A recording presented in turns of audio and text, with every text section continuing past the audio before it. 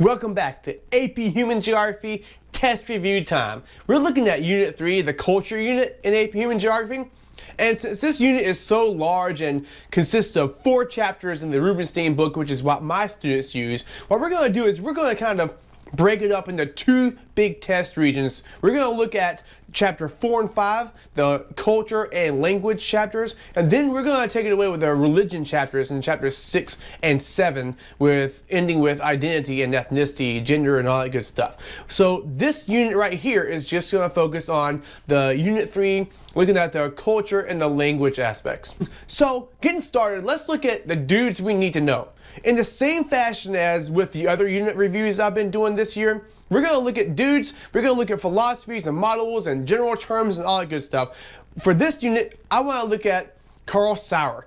What you need to know about Karl Sauer, in short, is that he's the kind of the guy that looked into the cultural landscape and started to say that, well, there's really no such thing as just an untapped physical landscape anymore. Everything has gotten some kind of a cultural imprint from people that's lived there past and present. And so that's what we're thinking about with Karl Sauer, is we want to think about him as the person who kind of looks at the cultural landscape and sees the human element on the landscape, the cultural element.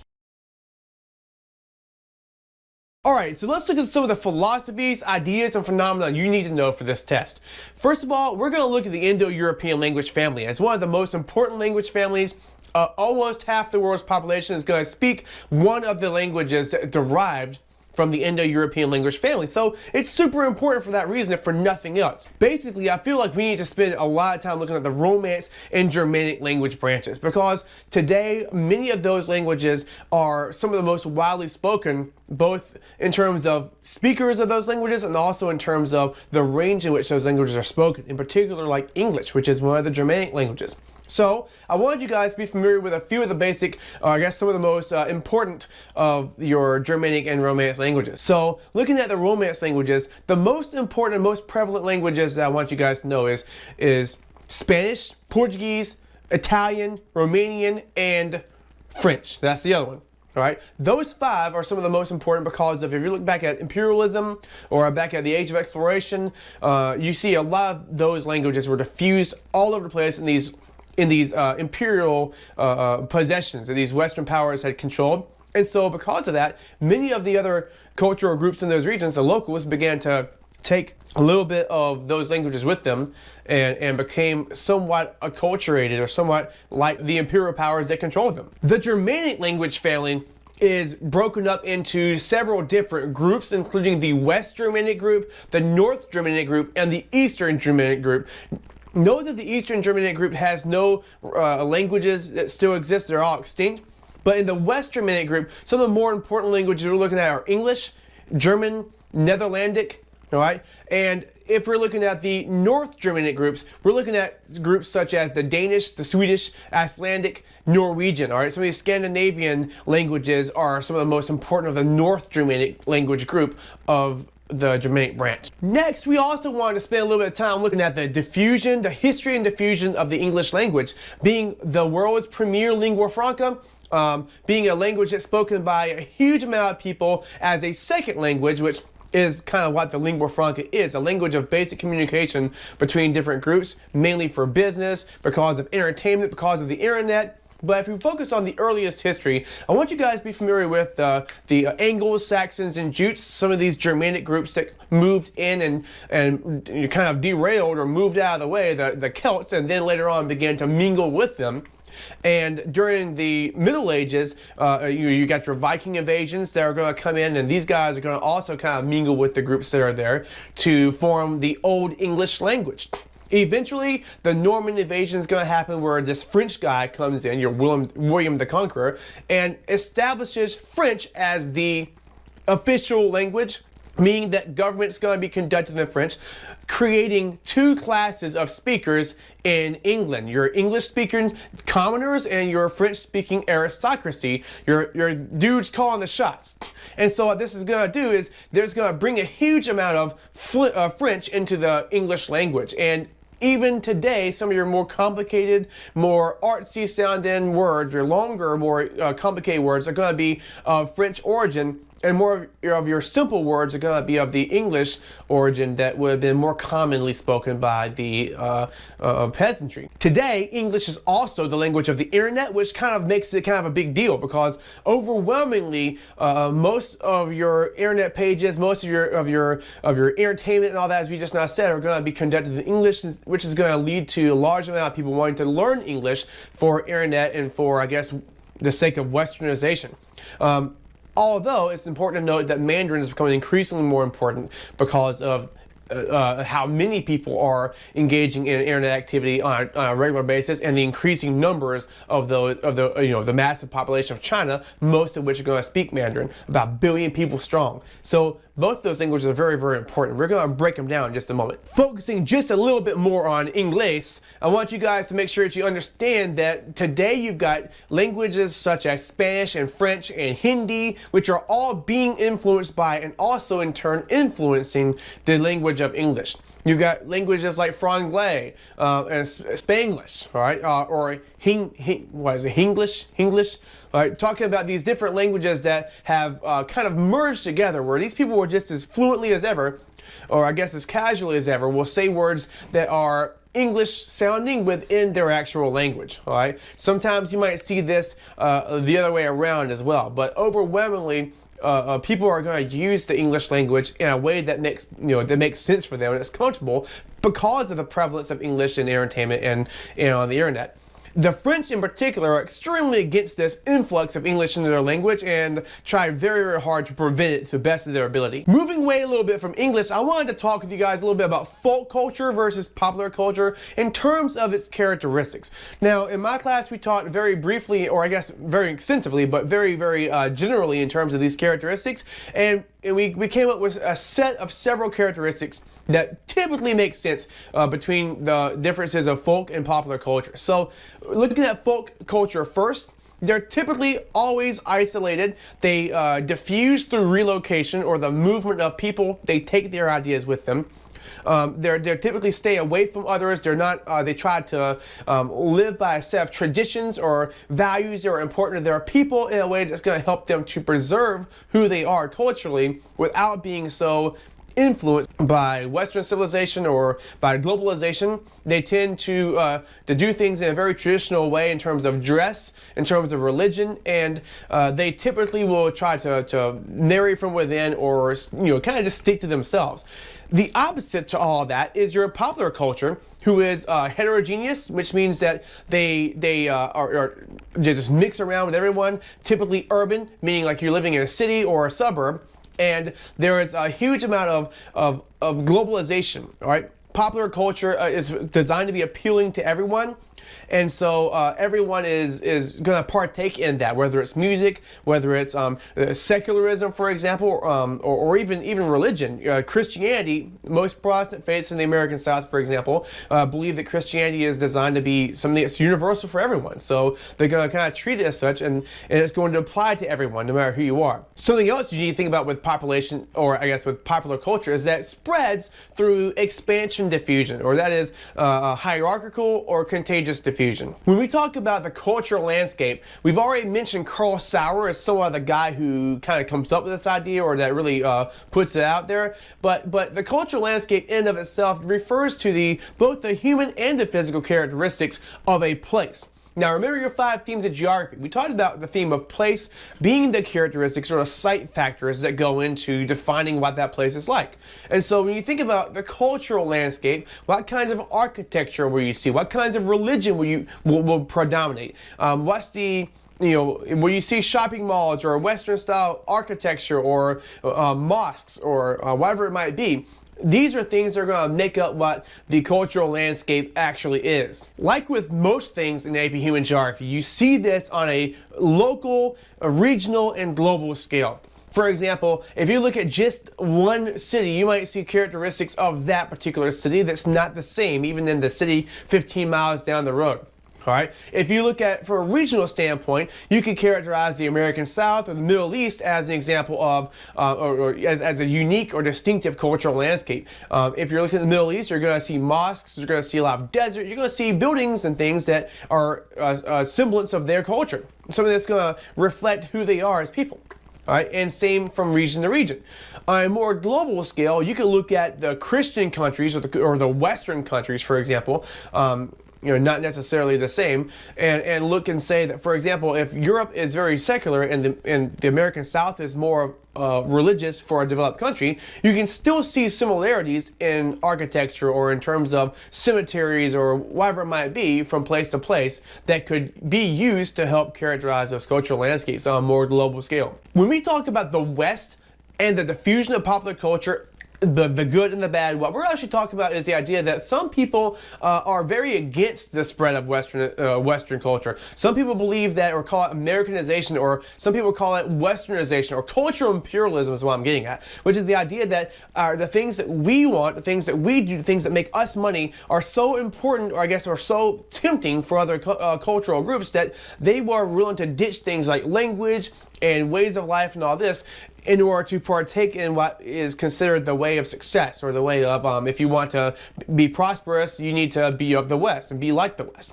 And so we talked about how some people in some of your African nations might go over to a big international summit of some sort, and they might come back wearing, see how people in the West are wearing business suits, or maybe it's a corporate CEO or business CEOs are wearing business suits, and they want to do the same thing.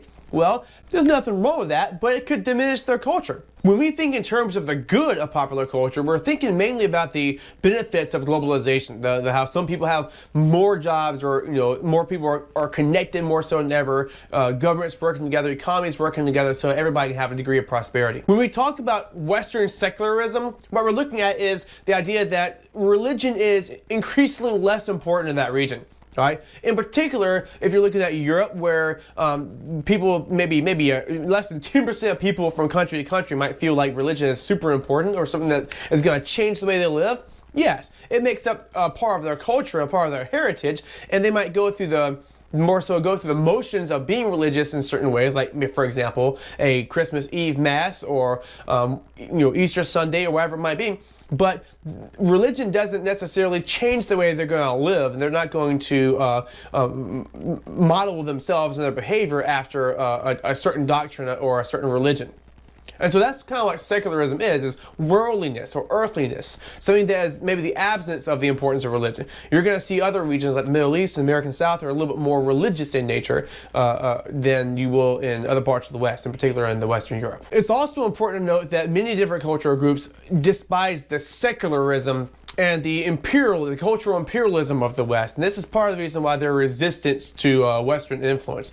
It's not so much because of the Christian nature of the West, which is very easy to misunderstand. In terms of popular culture, there are certainly different areas, different cities, different countries that have a lot of influence on pushing popular culture at a regional level. And so we've already talked about the United States and North America, for example, or I guess the Americas in general. The whole Western Hemisphere is heavily influenced by the culture of the West, by the news of the West, by or I said the West, but of the United States in particular. If you're looking in Europe and Africa, most of those places are going to be influenced by big news outlets in Europe, or culture in Europe. All right, and in Asia, it's predominantly China, Japan, South Korea.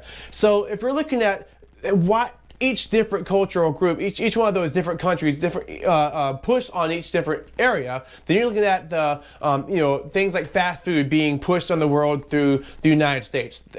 Maybe types of clothing like jeans or things of that nature. Entertainment in particular, movies are huge from the United States. If you're looking at things like clothing, fashion, styles, trends of that nature, then you're looking at European popular culture and its impact on the globe. If you're looking in Asia, for example, you're looking at things like anime, things like different types of like maybe martial arts, things of that nature, which brings us to K-pop, which is kind of what's Korean pop, as opposed to J-pop, which is Japanese pop.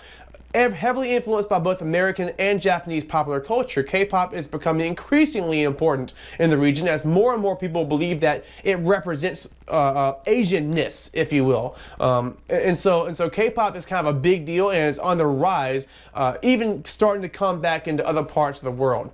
You're starting to see where K-pop is popular in some Latin American countries, for example, and even some of us in the United States are familiar with some K-pop artists, such as, that Gangnam Style song. You've probably already seen and heard about the arguments between those who were in favor of environmental determinism and those in favor of cultural possibilism.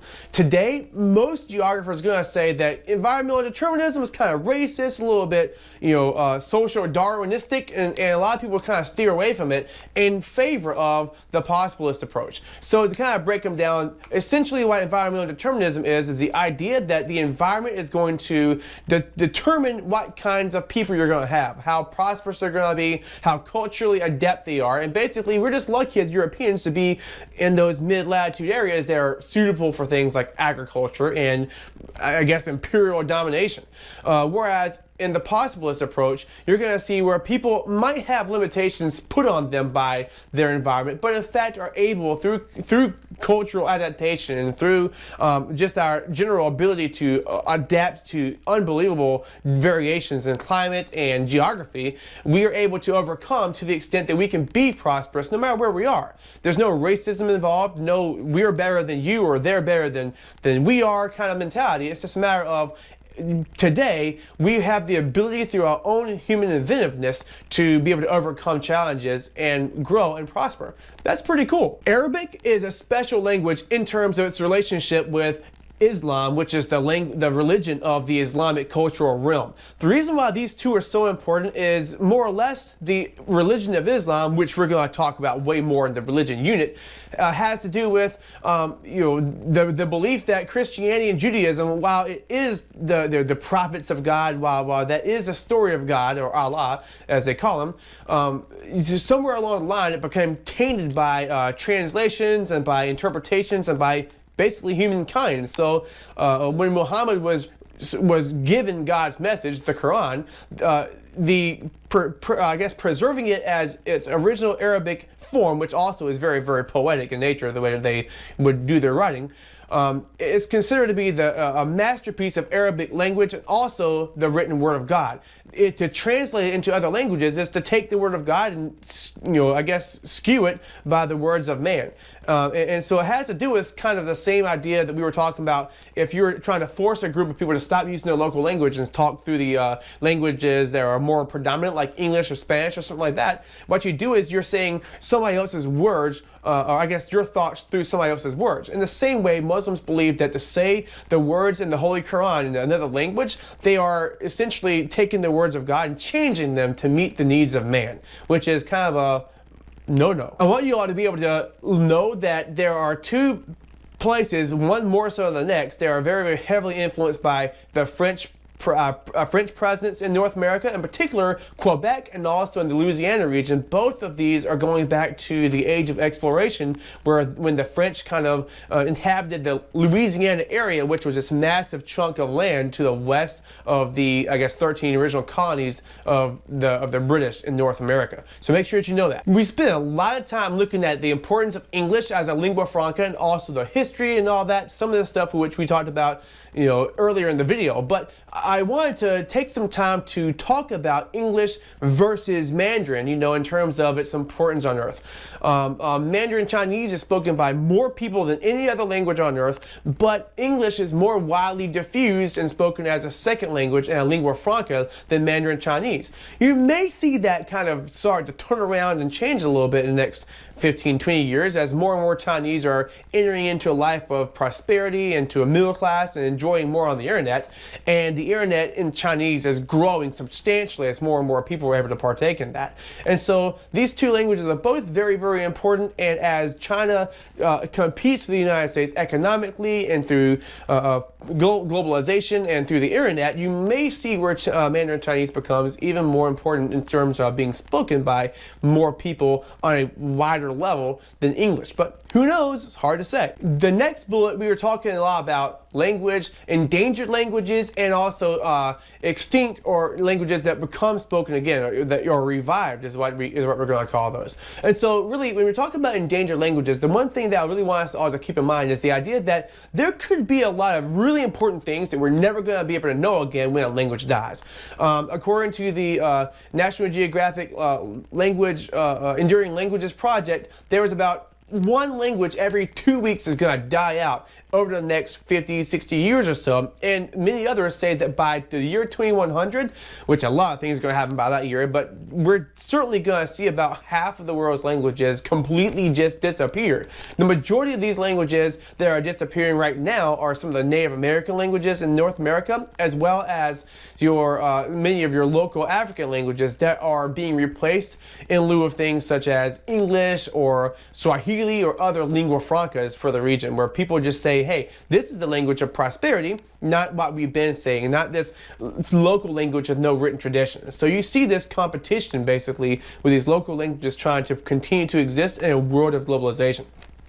This is kind of the debate between, I guess, the opposing forces of globalization and local diversity, which is kind of another theme of human geography. So I want you guys to be able to know about some of the things that you could lose, such as medical advancements or legends, the equivalent, if for example, the Odyssey and the Iliad were once passed down through oral tradition. Had it not been written down, we would have lost forever the stories of the Odyssey and the Iliad. And then what's life without the movie Troy? We are lions! All right, so all these things could have been, may still be getting lost, whereas others say that, hey, the less languages we have, the more alike we're going to be and less fighting there's going to be. So some people say that, hey, maybe it's a good thing that all these languages are going to give out in favor of a larger, more predominant language like English.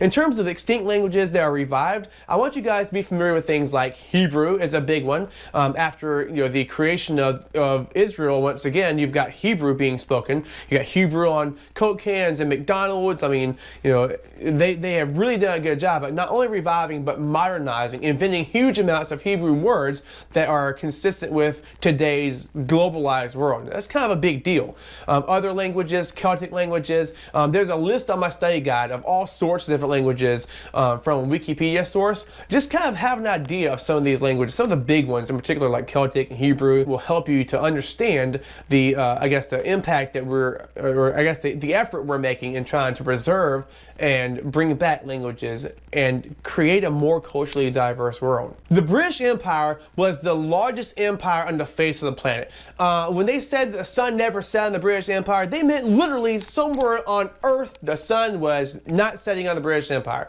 It was shining somewhere, right? When you think about the prevalence of British and or I guess of English, the prevalence of even the British government system, with the prime ministers and all that, even looking at the game of soccer, all these different things were largely diffused because of the size and scope and scale of the British Empire. So make sure that you take the time to Google a map of the British Empire so you can be familiar with the geography there and understand a little bit more about how it might play an important role in the fusion of English and, I guess, Western culture. When talking about the Indo-European language, one thing that we did mention in class and that really you should know anywhere that you're learning or taking human geography is the idea that the Basque people, which is in this little Basque country region between Spain and France, speak a very unique and special language called Euskera.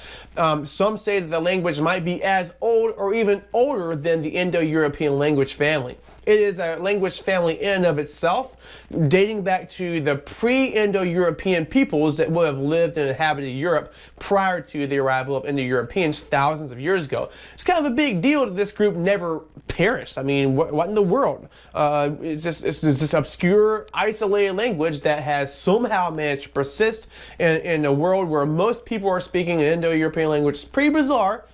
Pretty cool, actually, and so it's kind of a marvel of the linguistic world.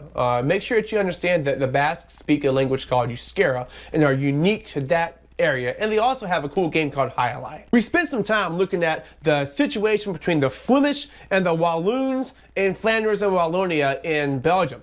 So it's a north-south divide, Flanders to the north, Wallonia to the south. If you look at the situation of Belgium, situation being like where it is in relation to other things in Europe, it's very close. Wallonia is very close to France. Flanders is very close to the Netherlands, and then you've got the German speakers that share a border with Germany. So it's like a no-crap kind of moment when you think about the languages they speak. Dutch in Flanders, French in Wallonia, and German on the eastern side of Belgium. But the weird thing here is that their politics or their political situation is their parties are more divided even than the United States. They spend a lot of time bickering over economic disagreements, political disagreements, and a lot of these disagreements fall in line with their linguistic differences. If you're in Brussels, they have a bilingual situation there in Brussels where you have a lot of predominantly French speakers and Dutch speakers. But Brussels is actually in Flanders. So Flemish people kind of want to secede and be their own country because they'd be one of the richest countries in Europe if they were by themselves. Wallonia wants to stay as a single country because they don't want to be so poor. They'd be one of the poorest countries in Western Europe if they were by themselves. And so we talked about two possible solutions, the idea that, Flanders become their own state, Wallonia become part of France or part of Germany, so that all the speakers are represented and no one's kind of fallen, behind economically. But then we also talked about how their governments set them up to fail by being almost completely autonomous, meaning that the central government has no power. So if you just give central government a little bit more power, perhaps they would be able to be happy and get along with one another. Basically, they're an unhappy married couple that can't figure out how to go about fixing their issues. Do we just get a divorce? No, because that's change, and change is uncomfortable and costs too much money. Or do we fix our problems and get along? Well, we know how that works, right? Nobody ever wants to do that. Finally, I want to finish up talking a little bit more about the Amish as a folk culture. And basically, you just need to know some of the characteristics and the history of the Amish, one particular characteristics that make them so folk culture-y. And that is they're isolated, they are very traditional according to their ways, they don't use a whole lot of technology, they can't own cars, they can hitch a ride though. They don't have to buy into national insurance programs and things because they take care of their own, much like you would see in the Bible stories and in the book of Acts of the early church. These guys are extremely conservative. They don't know a whole lot about the world around them because they don't need to unless you're the elders. They don't go to school past the 8th grade. And they have some weird courting system where they don't really date like we would do, but rather they would court or kind of spend a little bit of time and doing really innocent stuff together over and decide whether or not they're going to get married. And before they can get married, they also have to devote themselves to the Amish culture and decide whether or not they're going to stay or whether or not they're going to go. So those are some of the characteristics that make the Amish more of a folk culture. Well, the good news is you made it this far, you're about halfway on my list, and I'm not going to talk about the terms all that much because they're extremely Googleable. But the next on my list now are going to be models of human geography, and there are two different theories or models that you really need to know for the language unit in particular, and that is the two different theories or opposing migrations of the Indo-European language. And so the first we're going to talk about is what we're going to call the Kurgan or the conquest theory or the nomadic warrior theory. Any of these things talk about the same basic thing. And what that is that this Kurgan warrior group on horseback, using things like chariots and all this, were able to easily overwhelm the people that already lived in Europe. And as their numbers expanded, they continued to move along to the west and also somewhat to the southeast from the Kurgan steppe region, which is going to be north of the Caucasus Mountains and kind of to the southwest of the Ural Mountains, kind of in that Russian steppe area. And this is where people that adhere to the Kurgan hypothesis believe that the hearth of the Indo-European language is. Dating back to about 6500 BC, at the time that we were able to tame the horse, is about the time that these people began to migrate over and conquer people as they went. And so there's a lot of uncertainty about some things having to do with that. You can watch my video that I made on the spread of the Indo-European language for a little bit more information, but that's the basis of it. The horse was responsible. The warriors would sweep around through the countryside and take people over and expand their language over time, starting about 6,500 years ago. The Anatolian migration theory of the Indo-Europeans, Anatolian, or sometimes you might see it the sedentary farmer thesis, or the Renfrew thesis, named after Colin Renfrew, the guy who came up with the theory. This suggests that agriculture, going back to the Neolithic Revolution, that's the first agricultural revolution, was responsible. As populations grew, people expanded outward very, very slowly, and through peaceful agriculture and resettlement, the Indo-European language just kind of went places, and individuals that were associated with old Europe eventually just assimilated and became culturally the same as these agricultural settlers. And then because of isolation and distance, these languages took on different dialects that eventually became outright different languages. And so today people kind of can trace, I guess, can see similarities across the board with the Indo-European language family, looking at words in English and words in Latin and words in Sanskrit, for example, and all these different languages. They're able to look through and see the similarities between them and say, hey, you know, these places originated from the same thing, and because of the way that the languages changed over time, such as pronunciations of consonants and things in general. You can very easily see some of the similarities. And go do a YouTube search and find some of these things that show a little bit about the similarities between the Indo-European words. I know that TED has a lot of really cool videos on the subject. Okay, so general terms and concepts that you need to know. Since most of these are the most basic of vocabulary, I'm going to let you guys look them up or refer to the links that I may or may not put. I'm thinking about, I'm probably going to put some links for the terminology into the study guide at some point. So feel free to take a look at those, or to just do a simple Google search, because these things are extremely accessible. And so I'm not going to spend too much time on my video looking over these individual terms. I do want you guys to look to know, though, a little bit more about culture. Then don't call it a way of life or a group of people, but remember your definitions of things like culture traits and things that help to characterize a distinctive group. And that's some of the things you're looking at when you're thinking about the definition of culture. I want you guys to consider ethnocentrism as the idea that one's ethnicity or one's group, one's cultural group, may be better or considered better than the rest.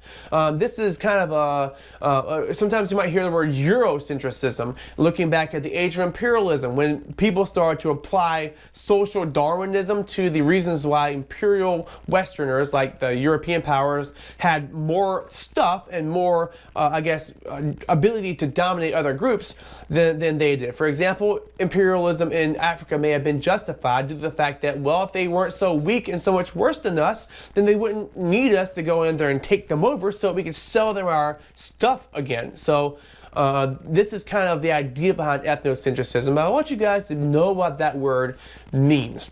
Acculturation versus cultural assimilation. Make sure that you understand that acculturation occurs when some of the traits are adopted by a different group, but assimilation means that culturally there is no difference from one group to the next, because the lesser, the less dominant group has completely become the same culturally as the more dominant group. And you see these examples in maybe your third or fourth generation immigrants to the United States, that, you know, culturally they're extremely the same as the next person in the United States of America. I want you to make sure that you understand what commodification is. This isn't a word that's in the Rubenstein book, but it is in the Aaron Faubourg book. And it refers to the idea of making like an economic process out of a folk cultural trait, like maybe wearing a certain type of jewelry that's associated with a folk culture, or you might see the commodification of the Amish through television.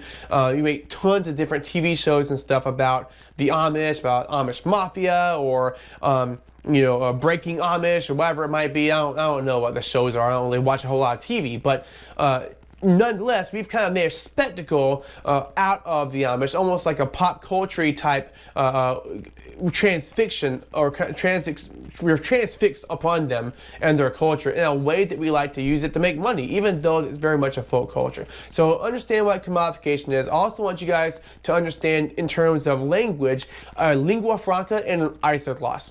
Lingua franca being the language that is used as a form of communication. So people might have enough of a working language of English across the world to do business with people that predominantly speak English, which is part of the reason why a lot of people are going to learn English as a second language, even if they don't speak it natively.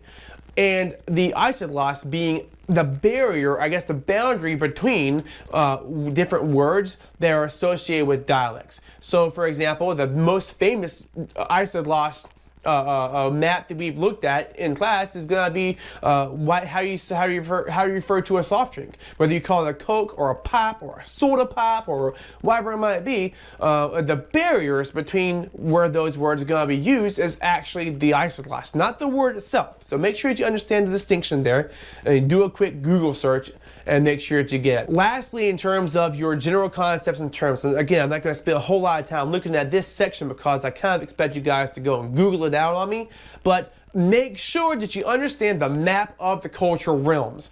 All right, I did a map of this in my first culture video, the introduction video, but you can easily type in cultural realm and do a quick Google search and see what this map looks like that characterizes different regions of the earth based on some of their similar cultural traits. So please make sure to take a look at that. Very, very important for the culture unit of AP Human Geography. Brings us to the last section of this video. Yes, this video is going really freaking long, but you guys have made it this far. So let's take a look at important groups and countries. I want you guys to be able to know where these things are on a map. So some of these things have already been discussed in the video, but you need to be able to see it. So we're going to look at them one by one. First, looking at the Amish and its spread through relocation diffusion. People are moving as urbanization takes hold in some of your Pennsylvania region where Amish culture has kind of been predominant for a long time. People, most of the time when they think of the Amish, they think about Lancaster County, for example, and the New England area and kind of just to the south of the Great Lakes. But as those areas become increasingly urban, there's more, I guess there's more money involved. I mean, you got this massive cost of the land because other people want to build stuff. They can make a ton of money. So land costs are very competitive. Many Amish, who also, by the way, one of their folk culture traits is that when a man becomes 18 and 20 years old, somewhere in that ballpark area, they give their sons their own farm, all right? And so they take their life, they have their own farm, their own house.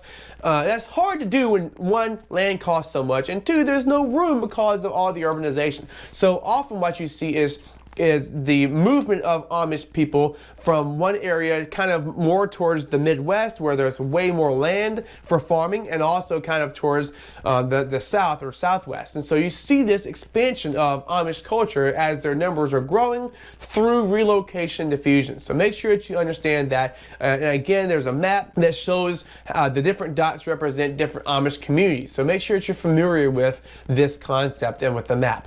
I need you to understand where Belgium is in Europe, so understand its situation, and also know the difference between Flanders and Wallonia, and the proximity of the Dutch speakers, the French speakers, and the German speakers with the Netherlands, the French, and the Germans. So make sure you guys can understand that as well.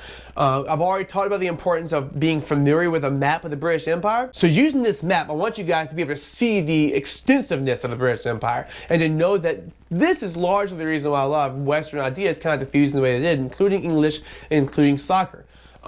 The Romance languages, I want you to be able to understand in Europe, look at that map and know which countries speak a Romance language and know which countries speak a Germanic language, the Western and Northern Germanic languages.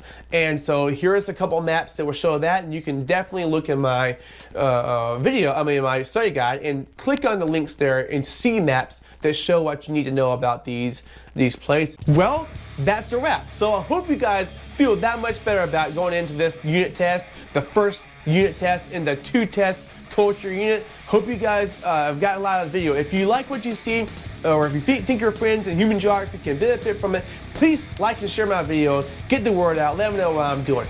Have a good time. I'll see you guys next time. Peace.